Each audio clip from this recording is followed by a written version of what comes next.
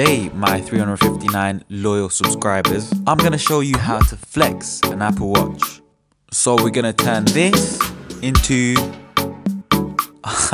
so you thought you were gonna see the full custom Apple off-white watch there.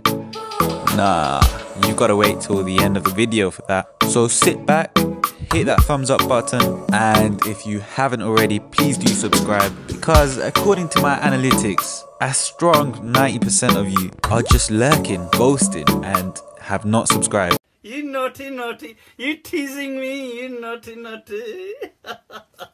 Here's an off-white belt I use for an Air Force Custom right here, which is gonna be my strap. So let's get into it.